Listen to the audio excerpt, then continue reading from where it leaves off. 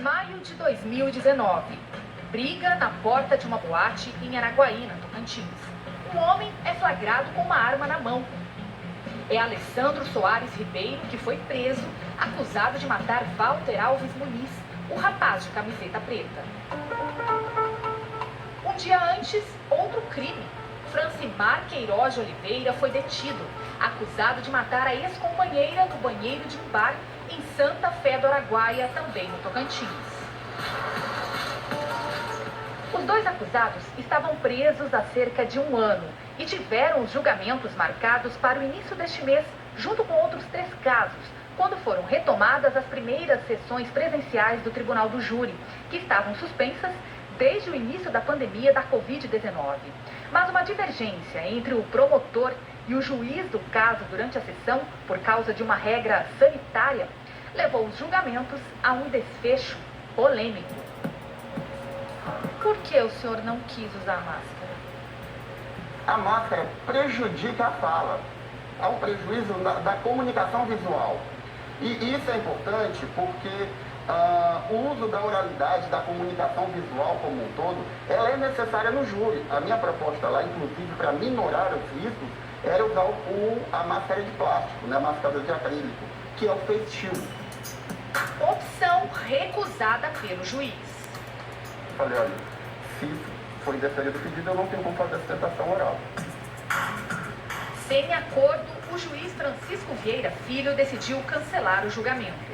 Alegou que o face shield, ou escudo facial, não impede a propagação do coronavírus. Citou normas e leis que obrigam o uso de máscara dentro do tribunal e mandou colocar o réu em liberdade, por considerar que ele havia ficado em prisão preventiva por período maior que o razoável. Decisão que repetiu para outros 4 julgamentos marcados.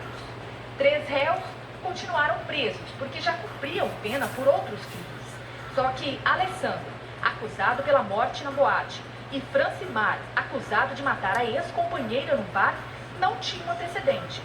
Foram soltos. O magistrado não quis dar entrevista, mas falamos com o juiz auxiliar da presidência do Tribunal de Justiça do Estado do Tocantins.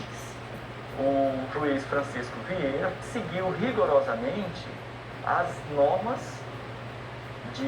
sanitárias que estão vigentes para esse momento de pandemia. E dentre essas regras nós temos o uso obrigatório de máscara nos recintos forenses.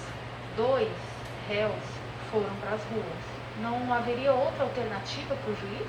Considerando que esse réu já estava preso há um bom tempo, porque o seu julgamento já havia sido adiado por causa da pandemia, acredito que o juiz não tinha outra escolha. O excesso de prazo leva à soltura dos réus.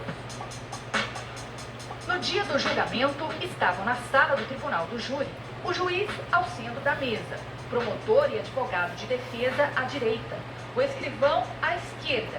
Entre cada um deles havia uma cadeira vazia para manter o distanciamento. 6 jurados se dividiram em 3 fileiras de 2 cadeiras e o 7º se sentou numa cadeira à frente. À esquerda do salão, de frente para o juiz, o réu e 2 policiais em pé. O promotor poderia deixar o computador numa mesa ao centro, enquanto fazia a sustentação da acusação em pé, circulando pelo salão. Qual seria a proteção adequada?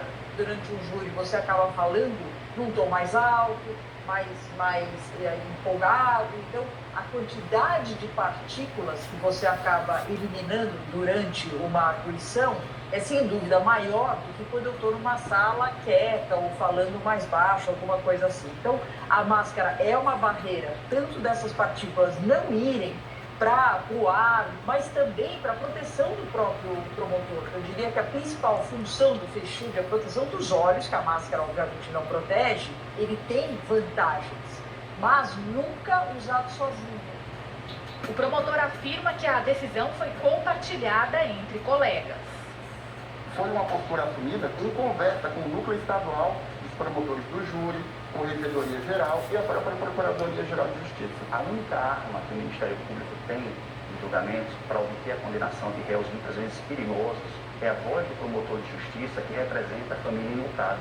E essa voz ela não pode ser mitigada por qualquer obstáculo, nem mesmo o uso da máscara. No momento em que o juiz decide, de conta própria, por vontade dele, unilateral, soltar um réu, o Ministério Público não pode ser responsabilizado por isso. Aliás, doutora, que não só essa, nós já recorremos, porque o Ministério Público não concorda com esse tipo de posição do magistrado. O caso foi parar no Conselho Nacional de Justiça, que na última sexta-feira intimou o juiz Francisco Vieira Filho a prestar informações em 15 dias. No mesmo dia, o juiz remarcou para o mês que vem novos julgamentos dos réus que foram soltos. Para esse jurista, houve falha dos dois lados. Do promotor, que se recusou a usar a máscara. O uso de máscara é uma imposição legal. Recomendações de órgãos ou portarias não estão acima da lei. E do juiz, que colocou em liberdade os acusados de homicídio. O juiz deve ter fundamentado caso a caso a ausência de requisitos da prisão preventiva para liberar os réus, sob pena de ser investigado na corregedoria e no CNJ. Da mesma forma, o promotor na corregedoria respectiva e também no CNMP. Faltou parcimônia, bom senso. Se todos pudessem ceder um pouquinho, não haveria prejuízo para a sociedade. Parentes das vítimas estão revoltados. Sentir que o nosso Brasil está fracassado pela lei e a justiça. Para mim não existe justiça. Existe injustiça. Entendeu? Lei está bem, eu quero.